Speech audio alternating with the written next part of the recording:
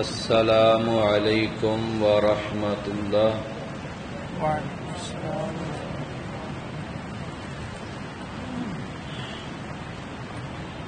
آج ہم انشاءاللہ سبق نمبر 4 سورۃ النازعات آیت نمبر 27 سے لے کر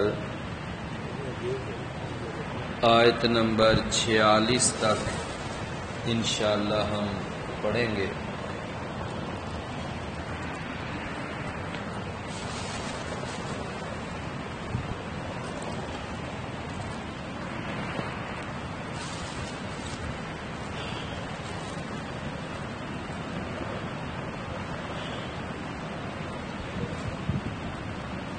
اعوذ باللہ السمیع العلیم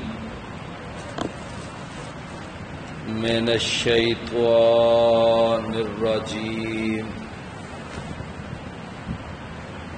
من ہمزہ ونفخہ ونفثہ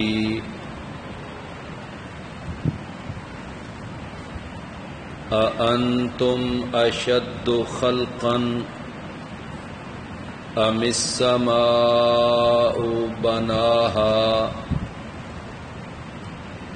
رَفَعَ سَمْكَهَا فَسَوَّاهَا وَأَغْطَشَ لَيْلَهَا وَأَخْرَجَ ضُحَاهَا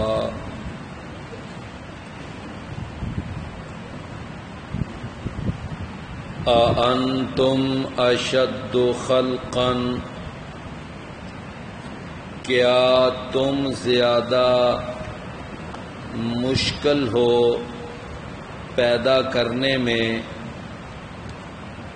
أَمِ السَّمَاءُ یا آسمان بناها کہ بنایا اس نے اس کو رفع سمکها اس نے بلند کر دیا اس کی چھت کو فسواها پھر اس نے برابر کیا اس کو واغطش لیلها اور اس نے ڈانپ دیا اس کی رات کو وَأَخْرَجَ ضُحَاهَا اور اس نے ظاہر کر دیا اس کی روشنی کو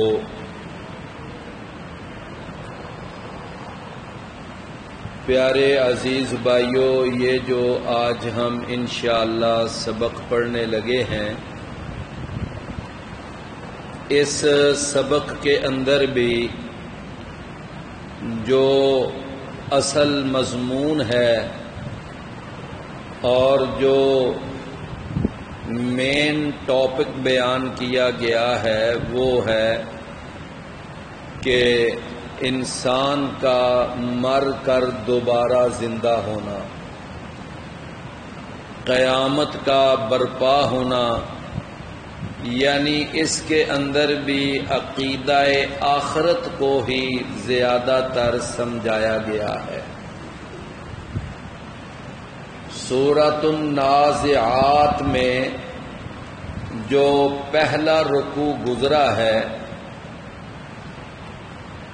اس رکوع کے اندر اللہ تعالی نے قیامت کے برپا ہونے کی ایک دلیل بیان کی، وہ ہے فرشتوں کا وجود۔ اس لیے کہ جو مشرکین مکہ تھے وہ ویسے آخرت کا انکار کرتے تھے اور بھی کئی اسلامی بنیادی عقائد کا وہ انکار کرتے تھے، لیکن ان کے عقیدے میں یہ بات بہرحال موجود تھی کہ فرشتے ایک مخلوق ہے، وہ فرشتوں کے وجود کو تسلیم کرتے تھے۔ اللہ تعالیٰ نے اس یعنی رکوع میں جو اس سے پچھلا رکوع ہے اس میں اللہ تبارک و تعالی نے فرشتوں کی مختلف صفات بیان کر کے کہ قسم ہے ان فرشتوں کی جو سختی سے جان نکالنے والے ہیں کافروں کی،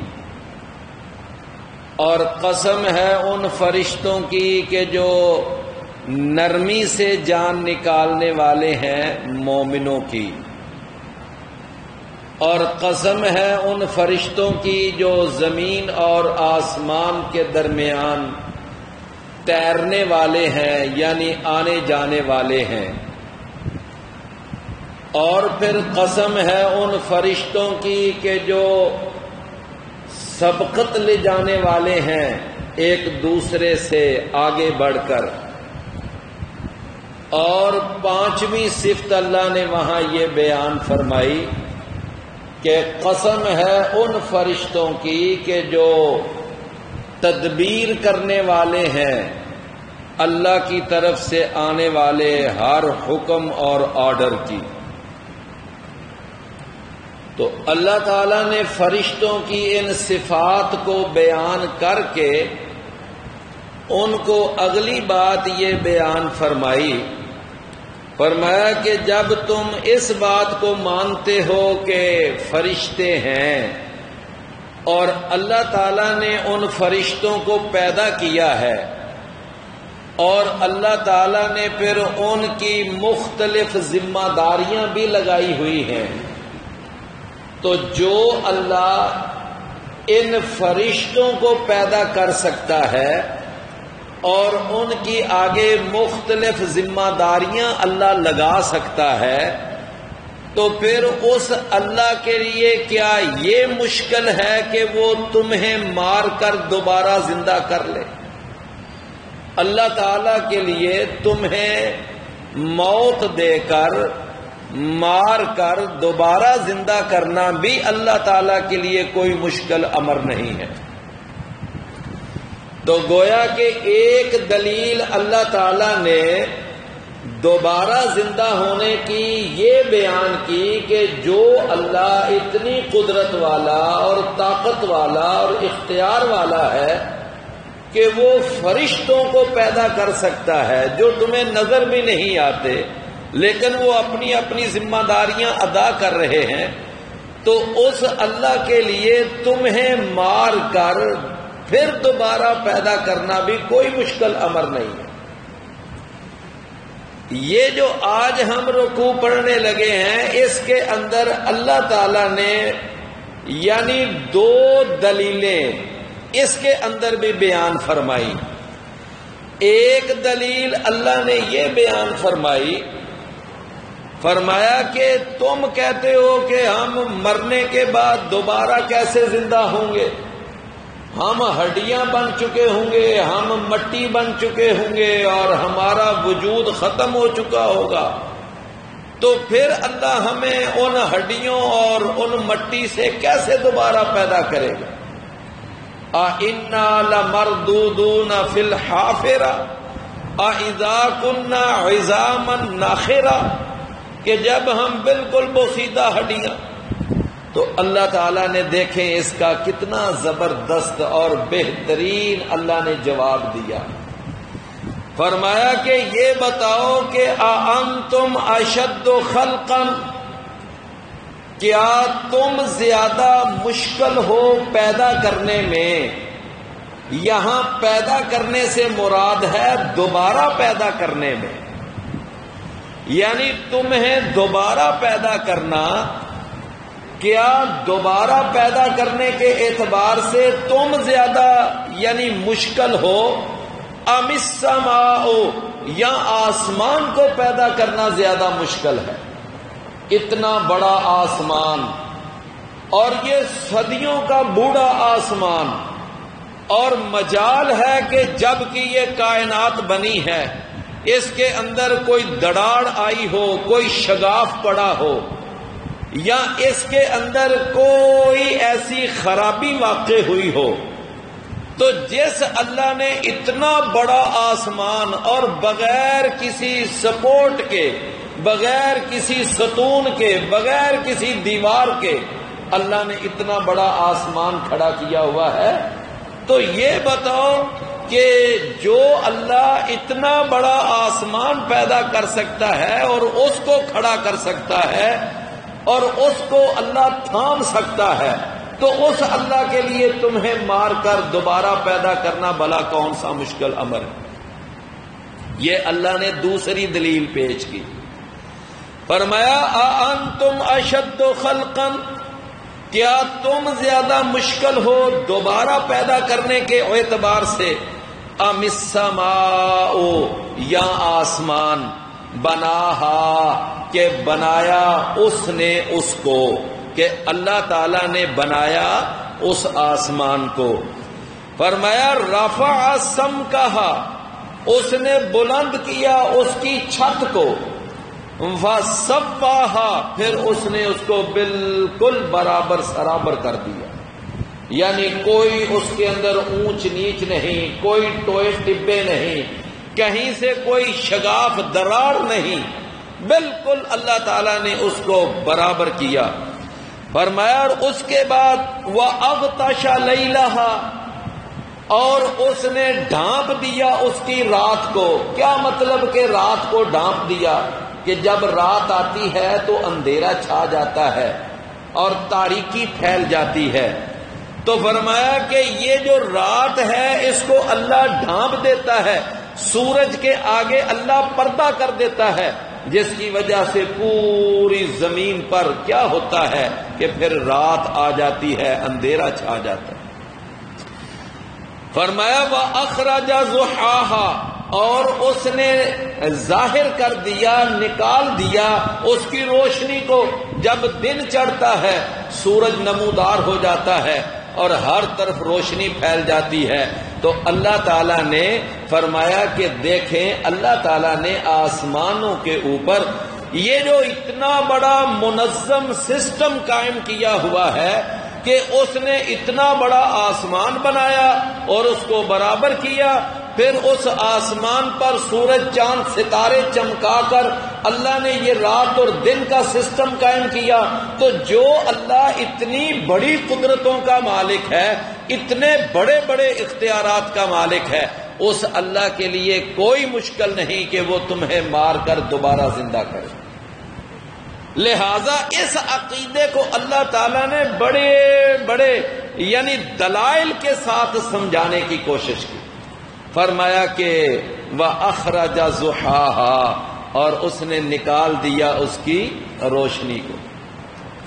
وَالْأَرْضَ بَعْدَ ذَلِكَ دَحَاهَا، اور زمین کو کہ اس کے بعد دحاها، اس نے بچھا دیا اس کو، یعنی اس کے بعد پھر اس نے کیا کیا کہ زمین کو اس نے بچھا دیا۔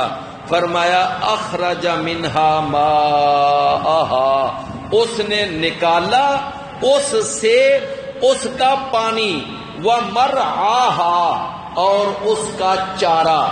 یہ جو پانی ہے یہ اللہ زمین سے نکالتا ہے، اور زمین میں کے اندر سے کتنے ہی چشمے پھوٹتے ہیں، اور ہم کہیں بھی بور کریں تو نیچے 40 50 60 70 فٹ کے نیچے پانی نکل آتا ہے، اور ہمارا جتنا بھی گھروں کے اندر پانی کا سسٹم ہے وہ زیادہ تر زمین سے ہی باہر آتا ہے۔ تو فرمایا اس نے نکالا اس میں سے اس کے پانی کو، وَمَرْعَاهَا، اور اس کے چارے کو، جو چارہ تمہارے مویشی کھا جاتے ہیں، تمہارے جانوروں کے استعمال میں آتا ہے۔ فرمایا اور اس کے بعد دیکھیں کہ وَالْجِبَالَ أَرْسَاهَا، اس نے زمین کو پیدا کیا، اس میں سے پانی نکالا، پھر اس میں سے چارہ نکالا، مختلف قسم کے سبزے، اناج اور مختلف قسم کے پھل فروٹ، یہ سب کچھ۔ فرمایا اور وَالْجِبَالَ أَرْسَاهَا، اور پہاڑوں کو کہ اس نے گاڑ دیا ان کو۔ یہ پہاڑ جو ہیں یہ اللہ تعالیٰ نے زمین کے اوپر گاڑ دیے۔ سورہ لقمان ہے قرآن مجید میں، اللہ تعالیٰ نے وہاں پر ارشاد فرمایا کہ وَأَلْقَى فِي الْأَرْضِ رَوَاسِيَ أَن تَمِيدَ بِكُمْ، کہ اللہ تعالیٰ نے یہ زمین کے اوپر یہ پہاڑ اس لیے اللہ نے ان کو رکھا ہے کہ یہ زمین جو ہے یہ کہیں تمہیں گرا نہ دے، کہیں تمہاری وجہ سے یہ حرکت نہ کرے. یہ اللہ تعالیٰ نے اس کے اندر ایک ٹھہراؤ پیدا کرنے کے لیے، استقرار پیدا کرنے کے لیے اللہ نے اس کے اوپر یہ پہاڑ رکھے ہیں. تو یہ پہاڑ آپ یوں سمجھ لیں کہ جیسے پیپر ویٹ کا کام کرتے ہیں. پیپر ویٹ رکھا جاتا ہے نا کہ یہ نیچے پڑی ہوئی کتاب، یہ صفحہ یہ کہیں حرکت نہ کرے. تو اللہ تعالیٰ نے یہ پہاڑ زمین پر اس لیے رکھے کہ یہ زمین حرکت نہ کرے. فرمایا کہ ان تمید بکم، اور ایک جگہ پر اللہ نے فرمایا والجبال اوتادا، کہ اللہ نے پہاڑوں کو میخیں بنایا ہے. یہ زمین کے اندر ایسے ہیں جیسے کیل ٹھونک دیے ہیں اللہ نے، تاکہ یہ زمین کا جو ایک یعنی سسٹم ہے اس کے اندر حرکت پیدا نہ ہو. فرمایا والجبال ارساہا، اور اس نے پہاڑوں کو کہ اس نے گاڑ دیا ان کو، متاعا لکم، یہ فائدے کے طور پر ہیں یہ ساری چیزیں تمہارے لیے، وَلِأَنْعَامِكُمْ، اور تمہارے جانوروں کے لیے بھی. زمین کے اندر سے جتنی بھی پیداوار نکلتی ہے ان میں سے کچھ وہ چیزیں ہوتی ہیں جو انسانوں کے استعمال میں آ جاتی ہیں، اور کچھ وہ چیزیں ہوتی ہیں کہ جو جانوروں کے استعمال میں آ جاتی ہیں.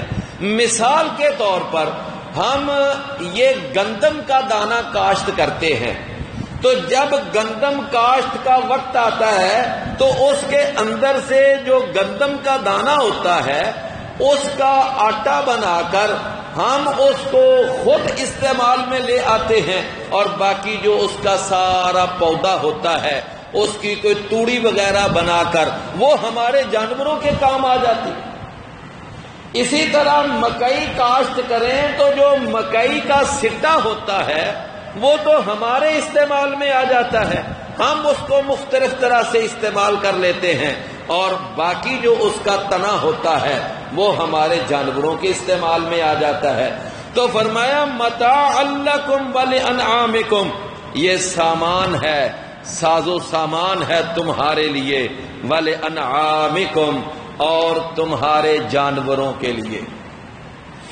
اچھا یہاں پر نا ایک چھوٹا سا مسئلہ ہے جو کہیں جو ہمارے بھائی قرآن مجید پڑھتے ہیں تو بعض اوقات ایسا ہوتا ہے کہ ایک آیت جو ہے نا وہ دوسری آیت کے ایسے لگتا ہے کہ یہ آیت کا مطلب اور ہے اور اس آیت کا مطلب اور ہے. بعض اوقات ایسا لگتا ہے. میں آپ کو مثال کے طور پر ایک مثال دیتا ہوں کہ قرآن مجید میں اللہ نے اپنے پیارے پیغمبر جناب محمد الرسول اللہ صلی اللہ علیہ وسلم کے بارے میں ایک جگہ پر ارشاد فرمایا کہ انک لا تہدی من احببت ولکن اللہ یہدی من یشاء، کہ اے نبی آپ جس کو پسند کریں آپ اس کو ہدایت دے دیں، یہ آپ کے بس کا روگ نہیں ہے. یہ آیت مبارکہ اس وقت نازل ہوئی تھی جب رسول اللہ صلی اللہ علیہ وسلم کا سگا چچا ابو طالب بغیر کلمہ پڑھے فوت ہو گیا، اور نبی صلی اللہ علیہ وسلم کا اس بات کا بڑا رنج ہوا. تو اس وقت پھر اللہ نے یہ آیت اتاری کہ اے نبی یہ کوئی لازم نہیں کہ جس کو آپ پسند کریں آپ اس کو ہدایت دے دیں. ہدایت دینا یا نہ دینا یہ کس کے اختیار میں ہے؟ یہ ہمارے اختیار میں.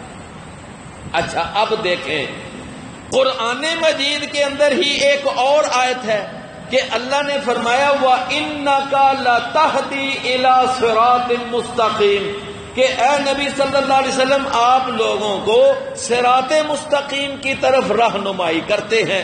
اب ایک آیت کہہ رہی ہے کہ آپ کسی کو ہدایت نہیں دے سکتے کہ جس کو آپ پسند کریں، اور دوسری آیت کہہ رہی ہے کہ آپ لوگوں کی سیدھے راستے کی طرف رہنمائی کرتے ہیں۔ اب ایک میں منفی ہے اور ایک میں مثبت جملہ ہے، تو اب ذرا سوچئے، دونوں ہی آیتیں اپنی اپنی جگہ پر ٹھیک ہیں، ان میں کوئی تضاد نہیں، کوئی ان کے اندر مفہوم کے اندر ایسا معاملہ نہیں، بلکہ مفہوم دونوں آیتوں کا یہ ہے کہ آپ کا یہ کام تو ہے کہ آپ لوگوں کو اللہ کے دین کی تبلیغ کریں، اللہ کا پیغام لوگوں تک پہنچائیں، لوگوں کو یعنی حق بات کی دعوت دیں۔ یہ تو رسول اللہ صلی اللہ علیہ وسلم کے اختیار میں تھا، اور نبی صلی اللہ علیہ وسلم دعوت بھی دیتے تھے، آپ لوگوں کو تبلیغ بھی کرتے تھے، آپ لوگوں کو ہدایت کے راستے کی طرف رہنمائی کیا کرتے تھے۔ لیکن اللہ نے جہاں فرمایا نا کہ آپ لوگوں کو ہدایت نہیں دے سکتے جس کو، اس کا مطلب کیا ہے کہ باقاعدہ ہدایت کے اوپر چلا دینا اور ہدایت کو دل کے اندر اتار دینا، یہ محمد الرسول اللہ صلی اللہ علیہ وسلم کے بس کا کام نہیں۔ چنانچہ یہی وجہ ہے نبی صلی اللہ علیہ وسلم نے بڑا زور لگایا کہ یہ مشرکین مکہ مسلمان ہو جائیں، سرداران قریش کلمہ پڑھ لیں، لیکن آپ کی بڑی شدید خواہش کے باوجود وہ نہیں مسلمان ہوئے۔ ان میں سے کتنے ہی تھے کہ وہ کفر پر فوت ہوئے، آپ کا اپنا چچا بغیر کلمہ پڑھے فوت ہو گیا۔ تو مطلب یہ ہے کہ ہدایت کو دل میں اتارنا یہ نبی صلی اللہ علیہ وسلم کا بس نہیں تھا، البتہ لوگوں کو دین کی دعوت دینا، دین کی تبلیغ کرنا، لوگوں کو حق بات کی طرف بلانا، لوگوں کو نیکی کا حکم دینا، برائی سے منع کرنا، اور اسی طرح اللہ کے عذاب سے ڈرانا، جنت کی خوشخبری سنانا، یہ ساری باتیں جو ہیں یہ تو رسول اللہ صلی اللہ علیہ وسلم کے اختیار میں۔ اچھا، اب اسی طرح ایک اور مثال دیکھیں کہ قرآن مجید میں سورہ البقرہ ہے، اس کے اندر اللہ تعالیٰ نے یہ ارشاد فرمایا، 29 نمبر آیت ہے، توجہ سے یہ ذرا بات کو سنیے گا۔ اللہ نے فرمایا کہ اللہ وہ ذات ہے کہ جس نے تمہارے لیے زمین کو، تمہارے لیے وہ سب کچھ پیدا کیا جو کچھ زمین میں ہے، خلق لکم ما فی الارض جمیعا، اور آگے کیا فرمایا، ثم استوی الی السماء، پھر وہ زمین کو پیدا کرنے کے بعد پھر وہ مستوی ہوا آسمان کی طرف۔ اب یہ قرآن مجید کی آیت ہے کہاں؟ سورہ البقرہ، 29 نمبر آیت۔ قرآن مجید کے اس مقام سے یہ معلوم ہو رہا ہے کہ پہلے اللہ نے زمین کو پیدا کیا اور بعد میں پھر اللہ نے آسمان کو پیدا کیا۔ اب اسی طرح دیکھیے قرآن مجید میں ایک سورت ہے جس سورت کا نام ہے حامیم السجدہ۔ اب اس کے اندر اللہ نے آیت نمبر 9 اور آیت نمبر 10 اور آیت نمبر 11 اور 12، ان 4 آیتوں کے اندر اللہ تعالیٰ نے یہ وہاں پر بات سمجھائی، فرمایا اَإِنَّكُمْ لَتَكْفُرُونَ بِالَّذِي خَلَقَ الْأَرْضَ فِي يَوْمَيْنِ، کہ کیا تم اس ذات کا انکار کرتے ہو کہ جس نے اس زمین کو 2 دنوں میں پیدا کیا۔ فرمایا اور اس کے بعد اللہ نے کیا کیا، فرمایا پھر اللہ نے وَجَعَلَ فِيهَا رَوَاسِيَ مِن فَوْقِهَا، پھر اللہ نے اس زمین پر پہاڑوں کو گاڑا، وَبَارَكَ فِيهَا، اور اللہ نے پھر اس میں برکتیں رکھی، فرمایا وَقَدَّرَ فِيهَا أَقْوَاتَهَا، پھر اللہ نے اس زمین کے اندر مختلف قسم کے وہ خزانے رکھے، مختلف قسم کے ذخائر رکھ دیے. یعنی زمین کے اندر یہ جو بڑی بڑی معدنیات ہیں اور بڑے بڑے ذخائر ہیں یہ اللہ نے رکھے. فرمایا یہ سارا کچھ اللہ نے پروسیجر مکمل کیا فی 4 ایام. کتنے دنوں میں؟ 4 دنوں میں. یعنی 2 دنوں میں زمین کو پیدا کیا، 2 دنوں میں اللہ نے زمین کی سیٹنگ کی. یہ یعنی کتنے دن ہو گئے؟ 4. اور اس کے بعد پھر اللہ تعالیٰ نے ارشاد فرمایا ثم استوى الى السماء، پھر اللہ مستوی ہوا آسمان کی طرف، اور پھر اللہ نے آسمان کو بنایا. اور پھر آگے جا کے فرمایا فَقَضَاهُنَّ 7 سَمَاوَاتٍ فِي يَوْمَيْنِ، پھر اللہ نے 2 دنوں کے اندر آسمانوں کو بنایا. تو اب میرے بھائیوں آسمان اور زمین کی جو مکمل تخلیق ہے وہ کل کتنے دنوں میں ہوئی؟ 6 دنوں میں. ان میں سے 4 دن کس پہ لگے؟ زمین کے پیدا کرنے میں، اور 2 دن کس پہ لگے؟ آسمان کو پیدا کرنے میں. اب یہ ساری ڈیٹیل جو ہے یہ ہمیں کہاں سے ملتی ہے؟ سورہ حامیم السجدہ. میں نے آپ کو آیت کا نمبر بھی بتا دیا، 9، 10، 11، 12. اچھا اب اس مقام سے بھی یہ بات ثابت ہو رہی ہے کہ اللہ نے پہلے زمین کو پیدا کیا، بعد میں آسمان کو پیدا کیا. اب یہ مقام بھی یہ بتا رہا ہے. تو سورہ البقرہ 29 نمبر آیت میں بھی ترتیب یہ ہے کہ پہلے زمین کو بنایا گیا، بعد میں آسمان کو بنایا گیا. سورہ حامیم السجدہ میں بھی اللہ نے یہی ترتیب بیان فرمائی کہ پہلے زمین کو بنایا گیا، بعد میں آسمان کو بنایا گیا. لیکن ہمارے سامنے اب جو صورت ہے جو اب ہم پڑھ رہے ہیں اس میں اللہ نے پہلے کیا فرمایا کہ ام السماء بناها رفع سمكها فسواها واغطش ليلها واخرج ضحاها، اور آگے کیا ہے والارض بعد ذلك دحاها، اور زمین کو کہ اس کے بعد اس نے بچھایا اس کو. کیوں بھی بات سمجھ آئی نا؟ تو اس سے کیا معلوم ہو رہا ہے کہ پہلے آسمانوں کو بنایا، بعد میں زمین کو بنایا. یہ بات سمجھ آئی نا؟ اب ذرا سوچئے کہ کیا قرآن مجید کے اندر یہاں تضاد ہے؟ نہ، تضاد نہیں. سیدنا عبداللہ بن عباس رضی اللہ عنہ ایک مشہور مفسر قرآن ہیں اور نبی صلی اللہ علیہ وسلم کے ڈائریکٹ شاگرد ہیں. سیدنا عبداللہ بن عباس، ان کو حبر و حاضر الامہ بھی کہا جاتا ہے، اس امت کا بہت بڑا عالم، اور ترجمان القرآن بھی ان کا ایک لقب ہے. تو وہ عبداللہ بن عباس فرماتے ہیں کہ ان دونوں قسم کی آیتوں میں کوئی تضاد نہیں، بلکہ ان 2 مقام پر اللہ نے زمین اور آسمان کے بنانے کا تذکرہ کیا. پہلے زمین کو بنایا، بعد میں آسمان کو بنایا. لیکن یہاں پر اللہ تعالیٰ نے کیا فرمایا؟ وَالْأَرْضَ بَعْدَ ذَلِكَ دَحَاهَا، اور زمین کو کہ اس کے بعد اس نے اس کو بچھایا. اس کا کیا مطلب ہوا کہ پہلے زمین کو اللہ نے بنا دیا تھا، لیکن اس کے جو بچھانے کا پروسیجر تھا وہ آسمان کو سیٹ کرنے کے بعد. یہ کنہوں نے تطبیق دی ہے؟ سیدنا عبداللہ بن عباس رضی اللہ عنہ. وہ فرماتے ہیں کہ یعنی زمین کا بچھانا بعد میں تھا. یہ عبداللہ بن عباس رضی اللہ عنہ کی ترتیب ہے. لیکن بعض مفسرین کہتے ہیں نہیں، یہاں ترتیب زمانی مراد ہی نہیں کہ ہم یہاں ترتیب زمانی مراد لیں کہ پہلے یہ پھر یہ، نہیں، بلکہ اللہ نے پہلے یہاں تذکرہ آسمان کا کیا ہے اور اس کے بعد پھر اللہ نے دوسری دلیل دوبارہ پیدا ہونے کی، وہ اللہ نے زمین کو بیان کیا. بس یہاں ترتیب زمانی مراد نہیں بلکہ یہاں اس کا تذکرہ مراد ہے. پہلے آسمان کا تذکرہ ہے، بعد میں زمین کا تذکرہ ہے. لہذا یہ تطبیق جو ہے نا یہ زیادہ مناسب ہے. اور ہر جگہ بعد کا لفظ جو ہے نا وہ ترتیب کے لیے آتا بھی نہیں کہ ہم یہ کہیں جی بعد ذالک اس کے بعد، کوئی لازم نہیں کہ بعد اس کا مطلب ہر جگہ ترتیب ہو.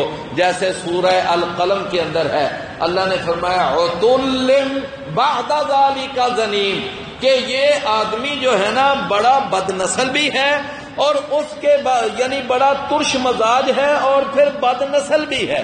تو کیا مطلب کہ پہلے وہ ترش مزاج ہے اور اس کے بعد پھر وہ بد نسل ہے؟ نہیں، بلکہ یہاں بعد کا معنی کیا ہے کہ وہ ترش مزاج بھی ہے اور اس کے ساتھ ساتھ وہ بد نسل بھی ہے. یہ مطلب تو بعد کا معنی ہر جگہ یہ نہیں ہوتا کہ پہلے یہ اور بعد میں یہ.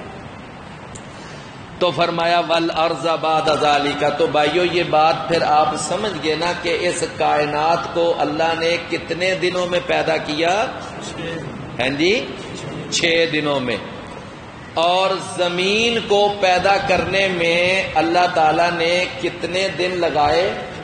4 دن. اور آسمانوں کو پیدا کرنے میں 2 دن. اب وہ دنوں کا کیا انداز تھا، کیا دورانیہ تھا، یہ اللہ بہتر جانتا ہے، ہم اس کے بارے میں کچھ نہیں بتا سکتے.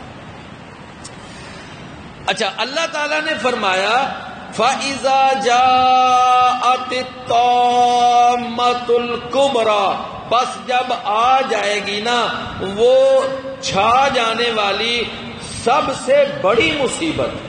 اور اس سے مراد کیا ہے؟ قیامت. اس سے مراد کیا ہے؟ قیامت. پیارے بھائیو، یہ جو قیامت ہے نا اللہ تعالیٰ نے اس کے قرآن مجید میں کئی نام بیان کیے ہیں، کئی نام قرآن مجید میں. ہمارا چونکہ یہ جو سلیبس ہے یہ ہے 30واں پارہ.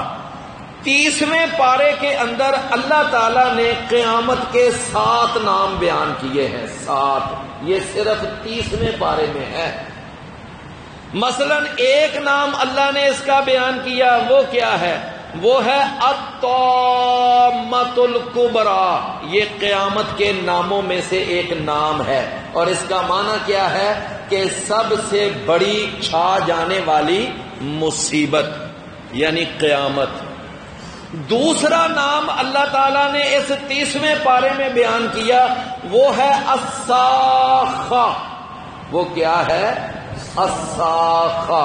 آگے ایک سورت آ رہی ہے سورۃ العبس اور اس کے اندر یہ آیت ہے فَإِذَا جَاءَتِ الصَّاخَّةُ، بس جب وہ آ جائے گی کانوں کو بہرا کر دینے والی. اور اس سے مراد بھی کیا ہے؟ قیامت. اللہ نے اس کا ایک تیسرا نام بیان کیا، وہ ہے یوم الدین یعنی بدلے کا دن. یہ بھی 30ویں پارے میں بھی ہے. ویسے تو یہ سورہ الفاتحہ میں بھی ہے لیکن 30ویں پارے میں بھی ہے. فرمایا یصلونہا یوم الدین وما ادراک ما یوم الدین یوم لا تملک نفس لنفس شیئا. فرمایا کہ وہ اس جہنم میں داخل ہوں گے بدلے کے دن. اور آپ کو کیا معلوم کہ وہ بدلے کا دن کیا ہے؟ تو اللہ تعالیٰ نے ایک اس کا نام بیان کیا قیامت کا، وہ کیا ہے؟ یومت. تو کتنے نام ہو گئے؟ ہیں جی 3 نام. اللہ نے ایک قیامت کا نام بیان کیا ہے یوم عظیم، اور یہ اللہ نے سورہ المطففین کے اندر یہ نام بیان کیا. فرمایا الا یظن اولئک انہم مبعوثون لیوم عظیم. لیوم عظیم، کیا وہ اس بارے میں یقین نہیں رکھتے، عقیدہ نہیں رکھتے کہ یہ اٹھائے جائیں گے کس دن؟ جو بہت بڑا دن ہے. اتنا بڑا دن ہے کہ اس کا جو دورانیہ ہے وہ 50,000 سال کے برابر ہے. تو اللہ تعالیٰ نے ایک اس کا نام کیا بیان کیا؟ یوم عظیم. تو کتنے نام ہو گئے؟ 4. اللہ نے اس کا ایک 5واں نام بیان کیا 30ویں پارے میں، وہ ہے الیوم الموعود. یہ کہاں پہ ہے؟ یہ سورہ البروج کے اندر ہے، والسماء ذات البروج والیوم الموعود، قسم ہے آسمان کی جو برجوں والا ہے، فرمایا اور قسم ہے اس دن کی جس دن کا وعدہ کیا گیا ہے۔ تو وہ وعدہ کیا ہوا دن، اس سے مراد بھی کون سا دن ہے؟ قیامت کا۔ اللہ نے قیامت کا چھٹا ایک نام بیان کیا 30ویں پارے میں، وہ ہے الغاشیہ، الغاشیہ۔ اور یہ بڑی مشہور صورت ہے جو جمعہ کے دن دوسری رکعت میں پڑھی جاتی ہے، هل اتاک حدیث الغاشیہ، کیا آئی ہے آپ کے پاس وہ ڈھانپ لینے والی کی بات، یعنی مراد قیامت۔ تو اللہ تعالیٰ نے ایک نام بیان کیا الغاشیہ۔ اللہ نے 7واں نام جو بیان کیا نا 30ویں پارے میں، وہ ہے القارعہ، القارعہ۔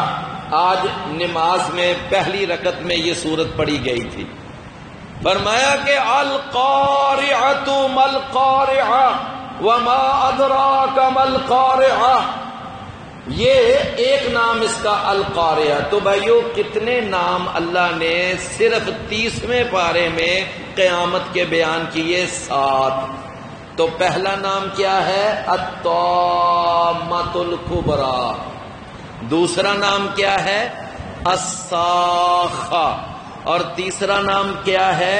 یوم الدین، اور چوتھا نام کیا ہے؟ یوم عظیم، اور 5واں نام کیا ہے؟ الیوم الموعود، اور چھٹا نام کیا ہے؟ الغاشیہ، اور 7واں نام اللہ نے قیامت کا کیا بیان کیا؟ القارعہ۔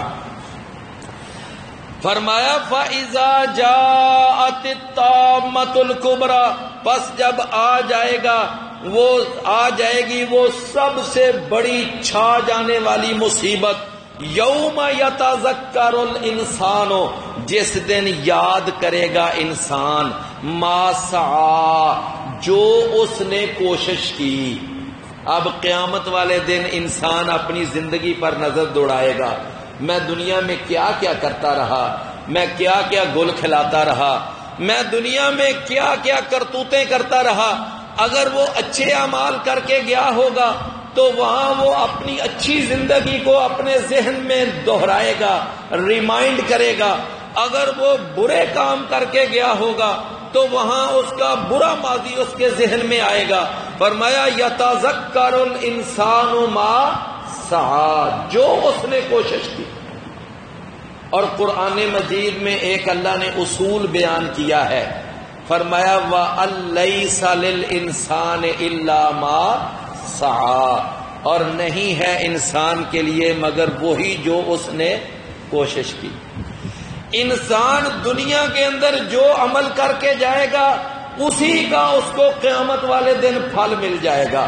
یہ دنیا ایک کھیتی ہے اور اس میں ہم جو بوئیں گے وہی ہم قیامت کے دن کاٹیں گے۔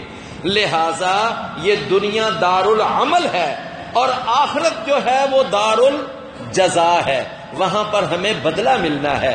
فرمایا جس دن یاد کرے گا انسان جو اس نے کوشش کی۔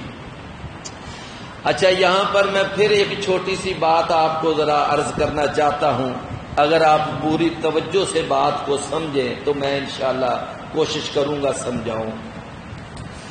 بھائیو دیکھیں کہ ایک تو انسان کا وہ عمل ہے جو وہ اپنے ہاتھوں سے اپنے آپ سے خود سر انجام دیتا ہے۔ مثلا ہم نماز پڑھتے ہیں، ہم روزہ رکھتے ہیں، ہم عمرہ کرتے ہیں، حج کرتے ہیں، ہم قرآن کی تلاوت کرتے ہیں، ہم قرآن کا ترجمہ پڑھتے ہیں۔ ایک تو یہ عمل ہے جو ہم خود کر رہے ہیں، یہ وہ ہے ما سعی، خود کر رہے ہیں۔ اچھا، اسی طرح کچھ وہ اعمال بھی ہوتے ہیں کہ جو انسان عمل کر کے دنیا سے چلا گیا ہوتا ہے لیکن اپنے پیچھے اچھے نشانات چھوڑ کے جاتا ہے، تو وہ اگرچہ دنیا سے جا بھی چکا ہو لیکن اس کا پیچھے سے کھاتا بند نہیں ہوتا بلکہ اس کا کھاتا جاری رہتا ہے۔ نبی صلی اللہ علیہ وسلم نے فرمایا جب انسان مر جاتا ہے تو اس کا عمل منقطع ہو جاتا ہے سوائے 3 چیزوں کے، ایک صدقہ جاریہ اور ایک نیک اولاد جو اس کے لیے دعا کرتی ہے، اور ایک علم کہ جس کا بعد میں فائدہ مل رہا ہے، لوگ اس سے فائدہ اٹھا رہے ہیں، کوئی مدرسہ بنا گیا، شاگرد پیدا کر گیا، کوئی کتاب لکھ گیا، تو گویا وہ دنیا سے چلا بھی گیا لیکن اس کا اجر و ثواب کا سلسلہ ابھی بھی کیا ہے؟ جاری ہے۔ اچھا، اسی طرح ایک آدمی دنیا میں، ایک تو وہ گناہ ہے نا جو خود کرتا ہے، جھوٹ بولتا ہے، بددیانتی کرتا ہے، وہ وعدہ خلافی کرتا ہے، شراب پیتا ہے، جوا کھیلتا ہے، قتل کرتا ہے، چوری کرتا ہے، ڈکیتی مارتا ہے، یعنی ایک وہ عمل ہے جو برا عمل وہ دنیا میں خود کر رہا ہے، اور ایک وہ برا عمل بھی ہے کہ جس کا وہ نشان پیچھے چھوڑ جاتا ہے، خود تو مر جاتا ہے، دنیا سے چلا جاتا ہے، لیکن ایک گندا نشان پیچھے چھوڑ جاتا ہے، تو وہ اب دنیا سے چلا بھی جائے گا تو اس کے وہ گناہ کا جو سلسلہ ہے وہ پھر بھی جاری و ساری رہے گا۔ رسول اللہ صلی اللہ علیہ وسلم نے فرمایا کہ دنیا میں سب سے پہلا جو قتل کیا تھا وہ کس نے کیا تھا؟ سب سے پہلا قتل آدم علیہ السلام کے 2 بیٹوں میں سے ایک بیٹے کا نام تھا قابیل اور ایک کا نام تھا حابیل۔ وہ جو قابیل تھا نا، اس نے اپنے بھائی حابیل کو قتل کیا، اور رسول اکرم صلی اللہ علیہ وسلم نے ارشاد فرمایا کہ قیامت تک جتنے بھی قتل ہوں گے ان سارے قتلوں کا گناہ جہاں ہر قاتل کو ملے گا وہاں اس پہلے قاتل کے کھاتے میں بھی لکھا جائے گا۔ لو دیکھ لو، وہ دنیا سے چلا گیا لیکن اس کا پیچھے کھاتا ابھی کھلا ہوا ہے۔ نبی کریم صلی اللہ علیہ وسلم جب گئے نا آسمانوں پر معراج ہوا تو آپ کو جہنم بھی دکھایا گیا۔ جہنم کے اندر آپ نے ایک شخص کو دیکھا جس کو بڑا برا عذاب دیا جا رہا تھا۔ نبی صلی اللہ علیہ وسلم نے پوچھا یہ کون ہے؟ بتایا گیا یہ عمر بن لوہی ہے۔ فرمایا یہ کون ہے عمر بن لوہی؟ کہا یہ ایک عرب کا سردار تھا اور اس نے عرب کے اندر جانوروں کو بتوں کے نام پر چھوڑنے کی رسم جاری کی تھی، تو اس لیے یہ جو عمر بن لوہی ہے مر گیا ہے، لیکن اس کے چونکہ اس نے ایک گندی رسم کا آغاز کیا تھا تو اس وجہ سے اس کے کھاتے میں ابھی تک وہ گناہ، وہ بتوں کے نام پر جانور چھوڑنے کا گناہ ابھی بھی لکھا جا رہا ہے۔ میرے بھائیوں، دنیا سے جائیں تو کوئی اپنی پیچھے اچھی یاد چھوڑ کے جائیں، کوئی اچھا کارنامہ چھوڑ کے جائیں، اچھا کارنامہ۔ اللہ اکبر۔ اب آپ دیکھیں، ویسے ایک مثال دینے لگا ہوں، مثال ہے کہ بعض لوگ جو ہے نا وہ مثال کے طور پر یہ کئی ایسے بدعت والے کام ہیں، بدعت والے کام چل رہے ہیں۔ چلے وہ ایک الگ بات ہے کہ کسی کی تحقیق کوئی ہے، کسی کی تحقیق کوئی ہے، کہ یہ جو ایک کام ہے نا جس کو ہم عید میلاد النبی کہتے ہیں، یہ عید میلاد النبی کی آپ کبھی تاریخ پڑھیں نا کتابوں کے اندر، تو ایک آدمی تھا جس کا نام تھا ملک مظفر الدین کوکابری، اور اس نے 352 ہجری کو اس کام کا آغاز کیا تھا، اس کام کا۔ اب دیکھیے کہ وہ تو چلا گیا لیکن پیچھے یہ جتنی دنیا یہ عید میلاد النبی منا رہی ہے تو اس کا اس پورے کارنامے کے اندر حصہ پڑ رہا ہے کہ نہیں پڑ رہا؟ مطلب ہے کہ اس کا بھی حصہ پڑ رہا ہے۔ وہ ایک کارنامہ چھوڑ گیا، اب کئی اس کو اچھا سمجھ رہے ہیں اور اس کو نیکی سمجھ کر منا رہے ہیں، اور بعض لوگ ہیں وہ اس کو بدعت سمجھتے ہیں۔ اب جن کے ہاں یہ عمل ایک بدعت والا عمل ہے تو ان کے ہاں تو یہ ایسے ہی ہے نا کہ ایک گناہ چھوڑ گیا ہے اور وہ گناہ اس کی یاد تازہ کر رہا ہے۔ تو لہٰذا میرے بھائیوں، ایک وہ اچھا عمل ہوتا ہے جو انسان خود اپنی زندگی میں سر انجام دے کے جاتا ہے، اور کچھ وہ اعمال ہوتے ہیں کہ اس کو پیچھے سے اس کو اجر ملتا رہتا ہے، لیکن وہ جو عمل پیچھے سے ہے نا، ان کے لیے بھی لازم ہے کہ وہ عمل ہم کریں گے کہ جس کی دلیل موجود ہے۔ مثال کے طور پر کہ ایک آدمی دنیا سے چلا گیا، آپ فوت شدہ کی طرف سے آپ یعنی صدقہ کر سکتے ہیں، صدقہ کرنے کی نبی صلی اللہ علیہ وسلم نے اجازت دی۔ ابھی میں نے حدیث سنائی ہے آپ کو، صدقۃ جاریۃ، تو صدقہ فوت شدہ کی طرف سے ہو سکتا ہے۔ ایک آدمی دنیا میں تھا، اس نے باقاعدہ نیت کی ہوئی تھی حج یا عمرہ کرنے کی، پورا پروگرام تھا، لیکن اچانک وہ فوت ہو جاتا ہے، اپنے حج اور عمرے کے پروگرام کو عملی شکل نہیں دے سکتا۔ اب اس کے پیچھے لواحقین، اس کے ورثاء، اس کا کوئی بیٹا یا بیٹی اگر وہ حج اور عمرہ ادا کریں گے تو اس کو بھی اجر ملے گا۔ اور اسی طرح ایک آدمی، اس کے اوپر نظر کے روزے ہیں، وہ نہیں رکھ سکا اور وہ فوت ہو گیا، اس کی اولاد اگر وہ نظر کے روزے رکھ دے تو اس کو بھی اجر ملے گا۔ تو جس کی دلیل ہے نا وہ کام کریں گے تو اجر ملے گا، اگر کسی چیز کی دلیل نہیں ہے تو وہ کام کریں گے تو اجر نہیں ملے گا۔ میری بات آپ سمجھ رہے ہیں نا؟ مثال، ایک آدمی دنیا سے چلا جائے اور وہ نمازیں نہ پڑھتا ہو، اب اس کی اولاد کہے جی ہم اپنے ابا جی کی طرف سے بھی ساتھ ساتھ ایک نماز پڑھتے جاتے ہیں، ہمارا ابا ساری زندگی بے نماز تھا، نماز نہیں پڑھتا تھا، ہم اپنے ابا جی کی طرف سے، تو کیا خیال ہے کہ اس نماز پڑھنے کا ان کے ابا جی کو فائدہ ہوگا؟ بالکل کوئی فائدہ نہیں ہوگا۔ ایک آدمی کلمہ پڑھے بغیر کفر کی حالت میں مر جاتا ہے اور اس کے کسی بیٹے کو خیال آتا ہے اچھا چلے میں اپنے ابا جی کی طرف سے کلمہ پڑھ لیتا ہوں۔ میرے بھائیوں، کیا اس طرح کسی اولاد کا اپنے فوت شدہ والد کی طرف سے کلمہ پڑھنا اس کو فائدہ دے گا؟ کبھی بھی نہ۔ اگر فائدہ دے سکتا ہوتا تو نبی صلی اللہ علیہ وسلم اپنے چچا ابو طالب کی طرف سے کلمہ پڑھ لیتے۔ میرے بھائیوں، اور اسی طرح ایک آدمی دنیا سے چلا جاتا ہے اور اب اس کی اولاد اگر اپنے والدین کی طرف سے قربانی کرتی ہے یا قربانی کا جانور ذبح کرتی ہے تو فوت شدہ کی طرف سے قربانی کا چونکہ کسی صحیح حدیث میں ثبوت نہیں ہے، لہذا فوت شدہ کی طرف سے قربانی نہیں ہوتی۔ یہ چونکہ آج کل قربانی کے دن بھی ہیں، یہ مسئلہ اچھی طرح یاد کر لیں۔ میرے بھائیوں، کئی لوگ جو ہیں انہوں نے اپنی ایک روٹین بنائی ہوئی ہے، اچھا جی یہ جانور تو ہماری طرف سے اور یہ جانور یہ ہمارے ابا جی کی طرف سے ہے، ہماری والدہ کی طرف سے ہے، اور بعض لوگ ایک جانور رسول اللہ صلی اللہ علیہ وسلم کی طرف سے بھی کرتے ہیں۔ میرے بھائیوں، فوت شدگان کی طرف سے قربانی کرنے کی کوئی صحیح حدیث نہیں ہے۔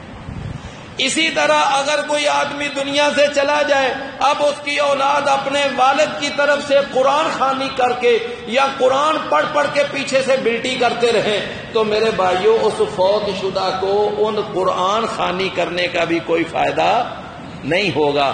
تو جن باتوں کی دلیل ہے تو ان کاموں کو کرنے کا تو فائدہ ہوگا، جن کاموں کی دلیل نہیں ہے قرآن اور حدیث میں ان کاموں کے کرنے کا فوت شدگان کو کوئی فائدہ نہیں ہوتا۔ میں نے آپ کو 3 عمل وہ بتائے ہیں جن کا فائدہ ہوتا ہے۔ صدقہ، اس کا فائدہ ہوتا ہے، حج اور عمرہ اس کا فائدہ ہوتا ہے، نظر کے روزے رکھنے کا فائدہ ہوتا ہے، اور اسی طرح استغفار کریں، دعا کریں، ان کے لیے فائدہ ہوتا ہے فوت شدگان کو۔ لیکن میرے بھائیوں، یہ جو کام ہے نا، قرآن خوانی کرنا یا قربانی کرنا یا فوت شدہ کی طرف سے کلمہ پڑھنا یا فوت شدہ کی طرف سے نمازیں پڑھنا، ان کا فوت شدگان کو کوئی فائدہ نہیں ہوتا۔ فرمایا کہ یوم یتذکر الانسان ما سعی، جس دن یاد کرے گا انسان جو اس نے کوشش کی، وبرزت الجحیم لمن یری، اور ظاہر کر دی جائے گی جہنم اس کے لیے جو دیکھتا ہے۔ قیامت والے دن جہنم وہ سامنے لائی جائے گی۔ رسول اللہ صلی اللہ علیہ وسلم نے فرمایا انسان جب اللہ کے سامنے کھڑا ہوگا تو اس وقت اپنے دائیں دیکھے گا تو اس کو اس کا اعمال نامہ نظر آئے گا، اگر بائیں دیکھے گا تو بھی اعمال نامہ نظر آئے گا، اور جب اپنے سامنے دیکھے گا تو اس کو جہنم بڑکتی ہوئی نظر آئے گا۔ فرمایا کہ جب وہ سامنے دیکھے گا تو کیا نظر آئے گا؟ جہنم کو دیکھے گا۔ اور رسول اللہ صلی اللہ علیہ وسلم نے فرمایا اتقوا النار ولو بشق تمرۃ، اگر کھجور کا کچھ حصہ صدقہ دے کر بھی جہنم سے بچا جائے تو جہنم سے بچ جاؤ۔ فرمایا کہ وَبُرِّزَتِ الْجَحِيمُ لِمَن يَرَىٰ، اور ظاہر کی جائے گی جہنم اس کے لیے جو دیکھتا ہے۔ فَأَمَّا مَن طَغَىٰ، پس جہاں تک تعلق ہے اس شخص کا جس نے سرکشی کی، وَآثَرَ الْحَيَاةَ الدُّنْيَا، اور اس نے دنیا کی زندگی کو ترجیح دی، دنیا کی زندگی کو اس نے ترجیح دی۔ فرمایا فَإِنَّ الْجَحِيمَ هِيَ الْمَأْوَىٰ، پس بے شک جہنم جو ہے وہ ٹھکانہ ہے۔ تو جو آدمی دنیا کی زندگی کو ترجیح دے گا اور دنیا کو پریفر کرے گا، فرمایا اللہ نے یہاں جہنمی کی صرف دو چھوٹی چھوٹی علامتیں بیان کی۔ جس طرح کہتے ہیں نا دو لفظی بات، تو اللہ نے دو لفظی بات کرتے ہوئے فرمایا کہ جہنمی کی مختصر پہچان یہ ہے کہ جو سرکشی اختیار کرتا ہے، نمبر 2، اور وہ دنیا کی زندگی کو آخرت پر ترجیح دیتا ہے، تو سمجھ لو کہ اس کا ٹھکانہ جہنم ہے۔ قرآن مجید میں اللہ نے کئی جگہ پر یہ مسئلہ سمجھایا، بل تؤثرون الحیات الدنیا والآخرۃ خیر وابقیٰ، اور نبی صلی اللہ علیہ وسلم کے لیے بھی فرمایا وللآخرۃ خیر لک من الاولی، آپ کے لیے آخرت دنیا سے زیادہ بہتر ہے۔ اور بھی کئی ایسے قرآن مجید میں مقامات ہیں، فرمایا زین للناس حب الشہوات من النساء والبنین والقناطیر المقنطرہ، اور اسی طرح قرآن مجید کی وہ بڑی مشہور آیت ہے جس میں اللہ نے 8 چیزیں پہلے بیان فرمائی، ان کان آباؤکم و ابناؤکم و اخوانکم، اور آگے جا کر کیا فرمایا، احب الیکم من اللہ ورسولہ وجہاد فی سبیلہ فتربصوا حتی یأتی اللہ بامرہ۔ فرمایا اگر دنیا کو زیادہ ترجیح دو گے نا تو پھر سمجھ لو تم اللہ کے عذاب کے مستحق بن چکے ہو۔ دنیا کو ترجیح نہیں دینی، آخرت کو زیادہ ترجیح دینی ہے۔ اور نبی صلی اللہ علیہ وسلم اسی لیے فرمایا کرتے تھے کبھی کبھی قبرستان کا چکر لگایا کرو، جا کر قبرستان سے ہو کر آیا کرو، تمہارا دنیا سے دل اٹھے گا اور تمہارا آخرت کی طرف تمہاری توجہ پیدا ہوگی جب تم قبرستان کی زیارت کرو گے۔ فرمایا فَإِنَّ الْجَحِيمَ هِيَ الْمَأْوَىٰ وَأَمَّا مَنْ خَافَ مَقَامَ رَبِّهِ، اور جہاں تک تعلق ہے اس شخص کا جو ڈر گیا اپنے رب کے سامنے کھڑا ہونے سے، وَنَهَى النَّفْسَ عَنِ الْهَوَىٰ، اور اس نے روک لیا اپنے نفس کو ہر بری خواہش سے، تو فرمایا فَإِنَّ الْجَنَّةَ هِيَ الْمَأْوَىٰ، پس بے شک جنت اس کا ٹھکانہ ہے۔ اللہ نے جہنمی کی پہچان بھی صرف 2 جملوں میں، اور اللہ نے جنتی کی پہچان بھی صرف 2 جملوں میں کروا دی۔ پہلا جملہ اما من خاف مقام ربہ، یہ پہلا جملہ ہے جو اپنے رب کے سامنے کھڑا ہونے سے ڈر گیا۔ اور سورہ الرحمن میں اللہ نے فرمایا کہ جو اپنے رب کے سامنے کھڑا ہونے سے ڈر گیا نا تو اللہ اس کو قیامت کے دن 2 جنتیں عطا کرے گا۔ وَلِمَنْ خَافَ مَقَامَ رَبِّهِ جَنَّتَانِ، تو یہ جو اللہ سے ڈر جاتا ہے وہ تر جاتا ہے، جو اللہ سے ڈر جاتا ہے وہ تر جاتا ہے۔ فرمایا وَنَهَى النَّفْسَ، اور اس نے روک لیا اپنے نفس کو ہر بری خواہش سے۔ بس 2 لفظی تعارف فرمایا جنتی کا ہے، فَإِنَّ الْجَنَّةَ هِيَ الْمَأْوَىٰ، پس بے شک جنت اس کا ٹھکانہ ہے۔ يَسْأَلُونَكَ، سوال کرتے ہیں وہ آپ سے، یہاں سوال کرنے والوں سے مراد ہیں وہ کافر سوال کرنے والے۔ وہ پوچھتے ہیں کہ عن الساعۃ، قیامت کے بارے میں، کہ اے محمد صلی اللہ علیہ وسلم جس قیامت کی تو ہمیں دھمکی دیتا رہتا ہے وہ تیری قیامت کب آئے گی؟ کب اس قیامت نے آنا ہے، لانا پھر اس قیامت کو، کیوں نہیں وہ تیری قیامت ہے۔ یہ نبی صلی اللہ علیہ وسلم کا مذاق اڑاتے تھے اور تمسخر اڑایا کرتے تھے قیامت کے موضوع پر۔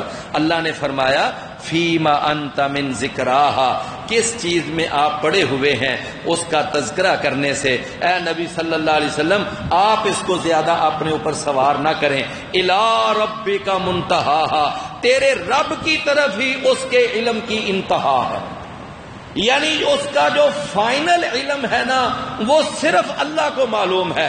اللہ تعالیٰ نے اپنے سوا کسی نبی کو یا ولی کو، کسی پیر کو یا پیغمبر کو، کسی سائیں کو یا قلندر کو، کسی زندہ یا مردہ کو، جن یا فرشتے کو اللہ نے یہ قیامت کا علم بتایا ہی نہیں، یہاں تک کہ اپنے سب سے آخری اور سب سے لاڈلے اور چہیتے پیغمبر، سارے نبیوں رسولوں کے امام سردار اور ساری کائنات سے اعلیٰ افضل جناب محمد الرسول اللہ صلی اللہ علیہ وسلم کو بھی اللہ نے قیامت کے بارے میں نہیں بتایا کہ وہ کس سال آئے گی، کس مہینے آئے گی، یہ اللہ نے اپنے نبی کو بھی نہیں بتایا۔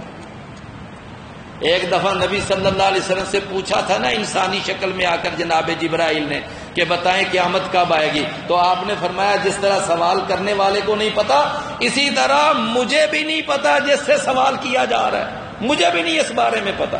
لہذا میرے بھائیوں یہ عقیدہ رکھنا چاہیے کہ غیب کا علم اللہ کے سوا کسی کے پاس نہیں، اور یہ قرآن عقیدہ دیتا ہے قل لا یعلم الغیب من فی السماوات والارض، فرمایا اللہ کے سوا غیب کا علم کوئی نہیں جانتا۔ اللہ کوئی چیز بتا دے تو نبی رسول کو پتہ چل جاتا ہے، نہ بتائے تو نبی رسول کو بھی پتہ نہیں چلتا۔ فرمایا انما انت منذر من یخشاہا، سوائے اس کے نہیں آپ تو ڈرانے والے ہیں اس شخص کو جو اس سے ڈرتا ہے۔ فرمایا آج تو یہ بڑا شور مچا رہے ہیں نا قیامت کب آئے گی، قیامت کب آئے گی، کأنہم یوم یرونہا، گویا کہ جس دن وہ اس کو دیکھیں گے تو ایسے محسوس کریں گے، لم یلبسوا، نہیں وہ ٹھہرے دنیا میں، الا عشیۃ، مگر دن کا ایک پچھلا پہر، او ضحاہا، یا اس دن کا ایک پہلا پہر۔ بس اس دن یہ ایسے ہی سمجھیں گے 70-80 سال کی عمر کو کہ جیسے ہم دن کا ایک پہر گزار کے آئے ہیں۔ فرمایا اچانک آ جائے گی وہ قیامت اور اس وقت ان کی آنکھیں کھلیں گی۔ تو یہ اللہ تعالیٰ نے اس کے اندر بھائیو